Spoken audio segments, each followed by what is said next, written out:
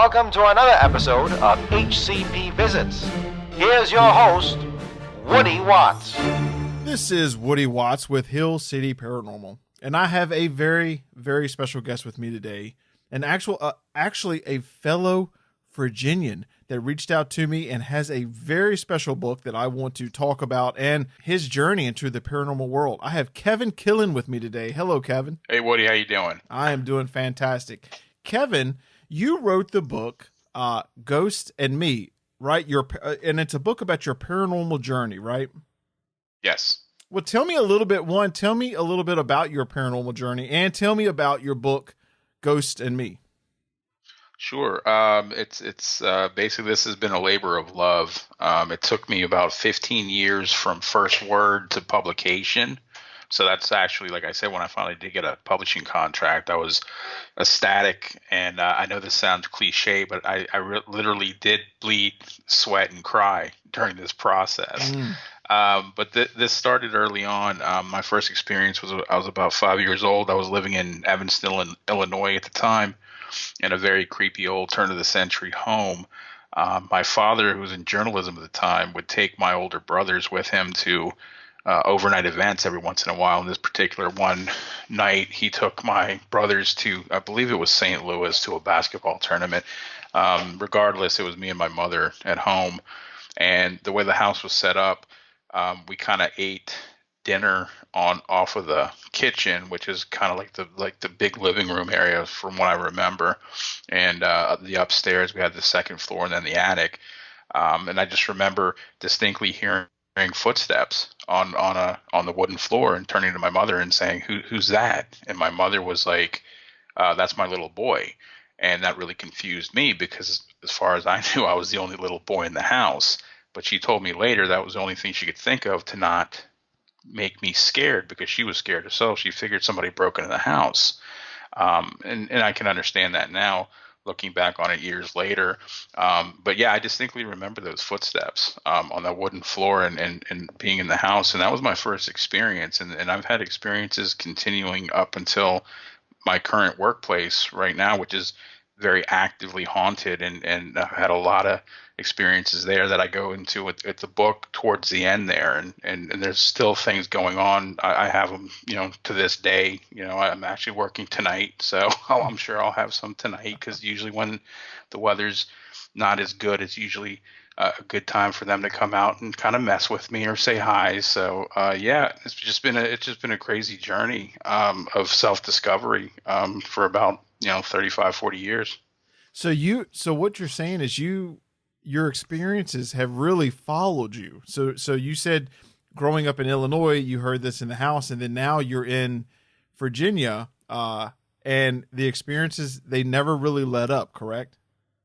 No. And in between, I've lived in Pennsylvania, I've lived in Maryland, I've lived in West Virginia, and I've had experiences in every single place that I've ever lived. But like I said, the self-discovery part, that's me. I've come to find out that I'm an empath, and I think I'm the catalyst for a lot of these things. So, but yeah, they've followed me everywhere. All right, so that's interesting. How did you come to that conclusion? So, I as a kid, you hear this and you're like, man, that's crazy. Who's my mom talking about? A little boy. And then, but like around what age, and what maybe experience in particular happened where you thought, hey, wait a minute. Like this, I'm almost like a magnet for this stuff. Like when did it click for you? Well, I have to say, for me, the major catalyst was I was about 2 years, I believe, out of high school here in Virginia. I'm actually located in Alexandria now, but I actually used to live in Falls Church. That's where I pretty much grew up. So I was in the house in Falls Church, which is about, at the time, was about a 44, 45-year-old house. It wasn't very old. But again, the wooden floors come into play. Maybe it's me and the wooden floors. I don't know. But I used to sleep in the master bedroom upstairs. My father, like I said earlier, was a journalist, and he'd actually gone to Japan to work at the time. So it was my mother and my three brothers. So she didn't like sleeping upstairs. So she went ahead and I took her room, essentially. So what would happen is I would turn away from the door, like, naturally sleeping.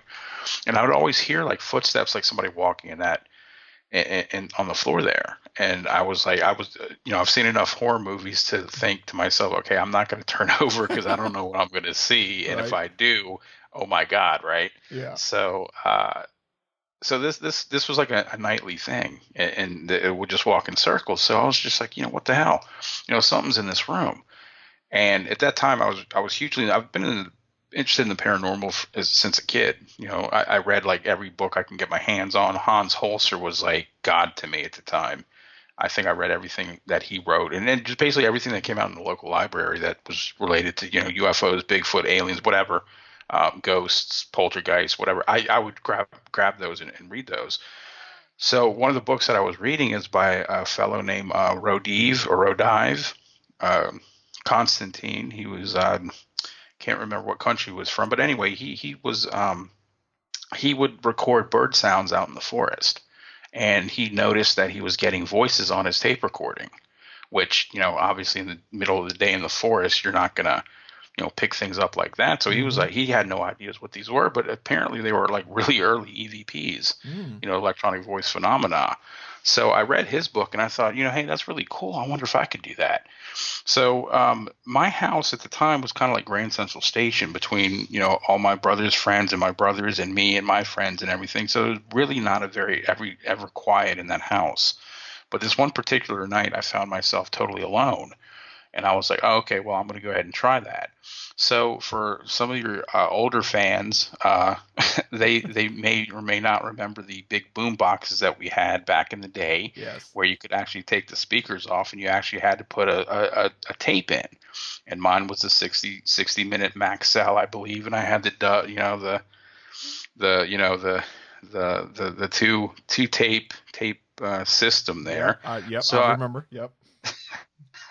That's good. Oh, that's bringing back memories right there. Yeah, having to flip the tape over and everything. Go into that. I that's probably why people don't want to talk to me, because I when I do these shows, I don't mean to slam the millennials, but some people really don't understand what we used to go through. No, because one, like you said, what is a minute max? Like what 60 minutes? Yes. Then you have to flip the tape over if you want another side, and then never mind taking it back and going through and recording the digital cut splice that didn't even exist then. Absolutely. Yeah, and so I feel this was your like pain. the CD infancy, so people were just starting to get the CDs out. So anyway, I went ahead and did it. I hit the record and play button, and I said, if there's anything here that wants to communicate with me, show me. And I went ahead and went to my friend's house for about an hour and a half, came back and did the rewind thing and, hit, hit the play button. And for the most part, I just got basically just the white noise, and then right about the last maybe minute and a half of the tape, first of all, there was like drumming, like somebody was actually beating on top of the machine. And I was like, well, what the hell is that? Because nobody's in this house but me. And even if there was, they wouldn't have known. If they'd come in afterward, which I knew that there wasn't because there still wasn't anybody in the house at the time when I got in, they wouldn't have known what I was doing. So then that went on for a little bit. And then after that, there was like a little bit of like bleeps and blips, and I don't know what that was about, but like maybe the last 10 or 15 seconds, this voice came across. And the only way I can describe it, and again, I don't like to use the D word, i.e. demonic, but this voice came in. And again, with those tape recorders, if you remember, if you slow them down to the optimal, like the slowest you can go, this voice came through and said, I have shown you, ha ha. So I basically literally fell out of my chair because it scared the hell out of me, because first of all, it answered my question. And the way it did, it was this evil sounding voice, and I ran out of the house and all that. And that was really the first time. And once I gathered my wits and everything, I was like, there is something here. And then that kind of was the catalyst for my journey. That really kind of kicked everything off for me, where I was actually throwing myself into, hey, what are these things? And why does this happen to me? Yeah, gosh. Now, see, this brings up, and now this is just me thinking aloud, and this is a completely different side subject, but like you said, the instruments that are used, do you feel like maybe that's, because that was one instance of such clarity, right? Like you slowed it down, and that is a older technology. And I feel like maybe that's not a bad thing to use now, because you can get caught up in and I am guilty of this new technology, cameras, night vision, everything else. And sometimes, like you said, like just the old school voice to tape, everything like that, slow it down where you could hear it. Sometimes that, like you said, that is such a clear message that you heard that there was no mistaking it, right? Yeah, and see that's the thing is I was actually talking to a friend of mine that I know that has his own show, and we're talking about that because he was using, right now I have a digital tape recorder that I got from my wonderful girlfriend for Christmas for just this very thing. And honestly, it's been interesting. It's been a lot easier, but I had the handheld Panasonic with the little mini cassettes. And those were the ones that I've used. I use that, and I'm a former journalist, so I use those for interviews and things like that. So I was using that from the time I was in college until just very recently, and then I kind of tossed it in a box. But yeah, those I got probably better things on those tapes than I ever did with the new stuff. So yeah, I mean it's preferably, and my friend actually told me, he said, Kevin, go find that, dust it off, and start using it again. But I think I can't find those tapes, and when I do, they're like really expensive. Yeah. But yeah, that's what I use. But yeah, you're right. Like some of the older technology, I think was much better at picking things up. So that instance is really kind of the switch for you. And then you had mentioned that including your haunted workplace. So you, like you said, you hate to bring up the D word, but you clearly heard a message, and that kind of startled you and flipped a switch for you. So tell me about your journey from there. And then, like you said, your haunted workplace. Tell me where you work and what, when you say they mess with you, give me some examples. Okay. Well, I'll go ahead and we'll work backwards here, if you don't mind. Sure. I'll go ahead and start with my haunted workplace. Okay. I won't give the name of it because I'm afraid actually if when people listen to this, I don't want them coming to my workplace and being, oh, there's a haunted, whatever. They show up in all the gear. I'm one of them, Kevin. Kevin. I would be one to show up. Yeah. See, I live in Northern Virginia, so that's kind of that probably would happen. So, but I work with recovering addicts. Right now. So I work in a residential treatment facility. So there's 24/7, 365. So basically what's been happening since I started there, it's about 6-7 years now. And I work the night shift. I work overnight for the most part. We would just me and my coworkers. And this is one thing that I really, and I put this in the book because to me, it's validation because a lot of the experiences that I had in the book were by myself. But I honestly, so if you read the book, you can probably say, oh, well, he's just, whatever. But this was actually validated by like 2 or 3, 4 or 5. I've had many coworkers validate my claims, which to me says, okay, there is something going on. But I've had early on, I used to, two of the overnighters that I used to work with, I still work with one of them, the other one retired. They just tell me like weird things that they used to experience. Like they'd experience like we have a gym on campus there, and they would hear a ball bouncing at 2-3 in the morning. And of course they'd look on the cameras, and we have CCTV cameras throughout the building. So they would look, and there's nobody in the gym, but they clearly hear the ball bouncing. I've experienced that, and it's the weirdest thing. You will hear a ball bounce. You'll go to the gym. There's nobody there because we know nobody's up other than us. We have a phantom whistler. This guy, and it's a male, I believe, we'll hear phantom whistling just throughout the building at whatever time. And we'll look on the cameras, and of course, nobody's up. It's not any of us, but it is a clear person whistling. We've had doors open and closing by themselves, and we've checked. There's nobody there. We've had what I like to call the restaurant effect. Now, this is something that I think some paranormal people have experienced, and you may have experienced this yourself. It's like when you're in a place and it's empty, but you're hearing a buzz, some sort of buzzing, like somebody's talking. Like a lot of people are talking, but they're not talking loud enough for you to hear. Like if you're going to a restaurant, like a fancy restaurant or something. We've had that, and we've all heard that, and it's the weirdest thing because we cannot hear what they're saying, but we definitely hear like a buzzing, like they are talking, things like that. I've had people running on the roof, It sounds like literally somebody running up and down on the roof. We've had that. We've had a few things on camera, but not too much. And the reason I say that they mess with me is because I think what it is they're former clients that have passed, but they're not trying to scare me. They know that I can hear and communicate with them, and I'm one of the only people that can. So they kind of say, hey, Kevin, I'm here.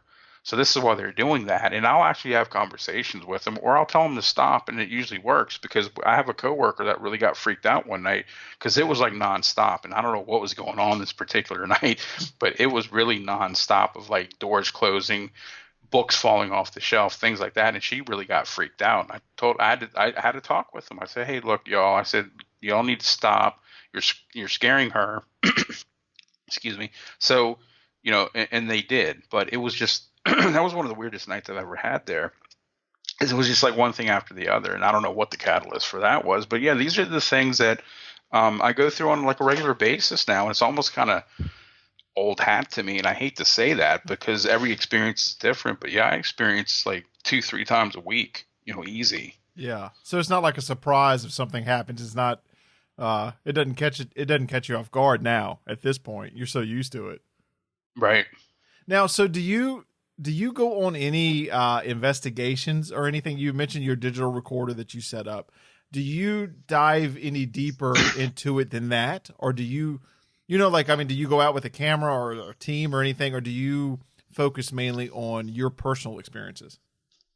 Well, see, that's funny that you say that, or interesting that you say that. I've actually never been on a full-fledged ghost hunt before. Mm.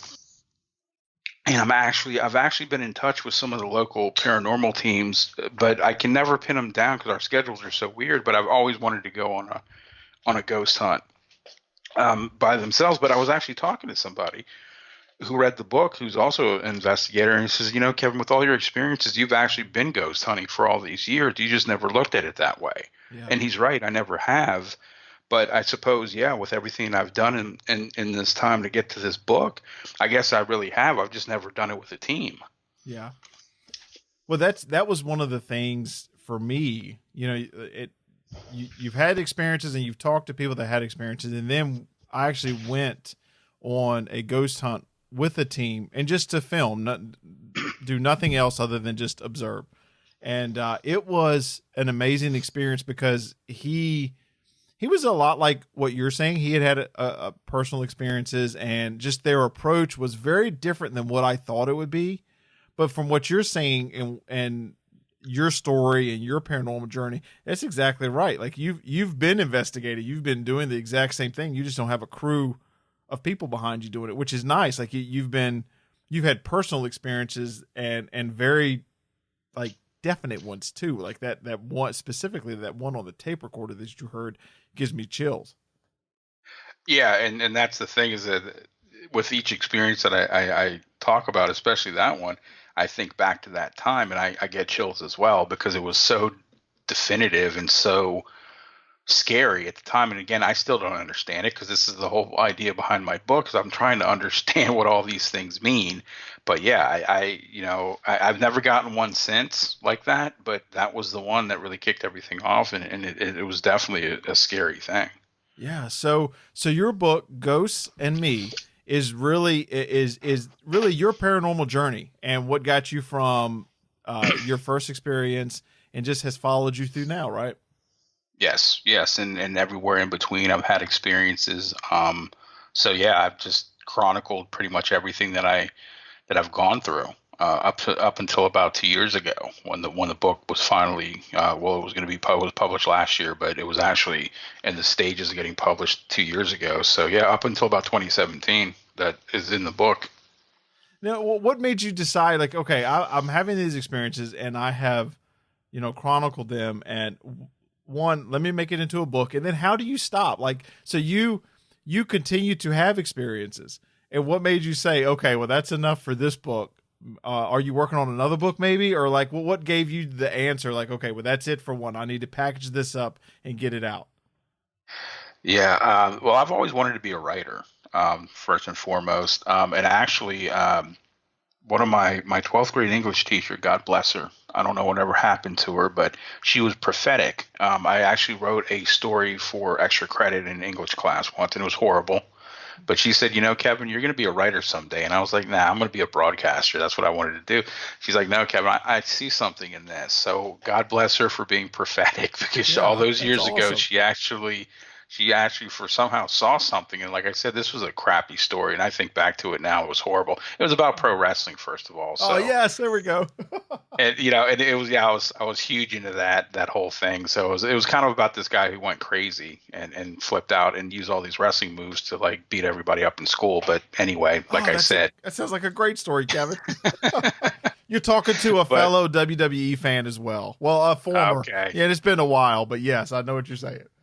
Okay, well, good. Then you'll understand that then, because like that was back in the day with the Four Horsemen and Ric Flair and the good days. You're talking about the best days. Stuff. Yeah. Yes, Hulk Hogan, the Warrior, all of that. Undertaker, Oh man, see that's a whole nother podcast. I could talk for hours on those days of wrestling. That is wonderful. Oh, absolutely, I could too. Yeah. I mean, I don't watch it anymore now, but I used that was my thing back in the day. I used to love watching that. I was a huge fan. But anyway, yes. So yeah, I've always wanted to be a writer, and again, I was a journalist for almost 10 years. So 2005, with the woman in the book, and one of my former girlfriends who's in the book, I chronicle her. Her name's Cheryl. She's a witch and a psychic. So a lot of these experiences in Virginia and Pennsylvania happened through her or with her, because we were dating for almost 10 years. So we had actually come back to Pennsylvania from Virginia in 2005. So I just kind of sat down and started writing stuff down, thinking back from the time of 5 years old till that. And I just started hammering things out and just started adding to it little by little when I'd have these experiences. And honestly, it's interesting that you brought that up, because I actually did cut about 40 pages out of this book, just for editing purposes.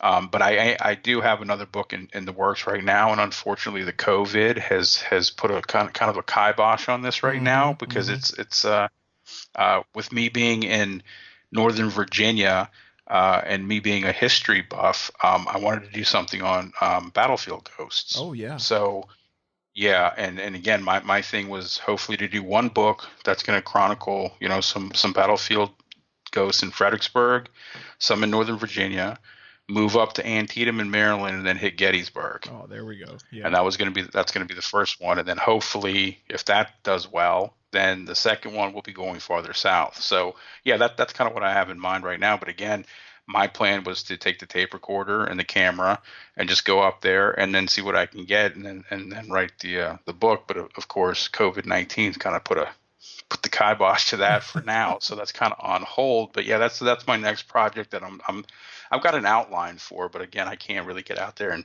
do anything physical just yet. Yeah. Well, if you do come south, we're fairly close to Appomattox.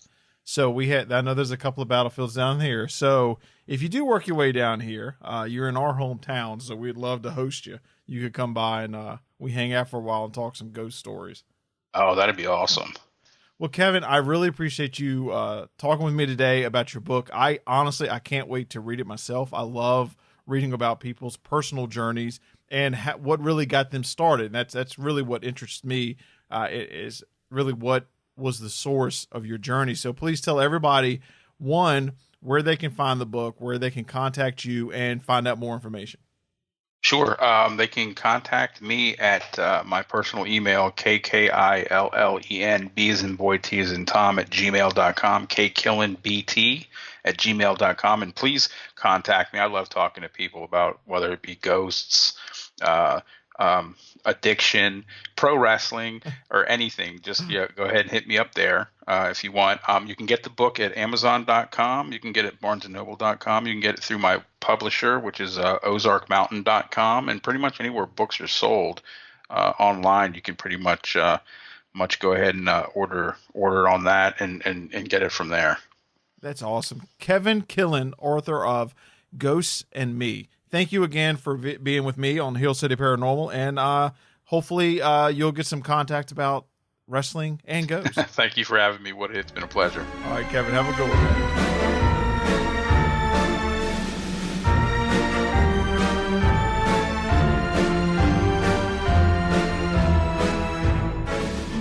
Be sure to check out our website at hillcityparanormal.com. And thank you for listening.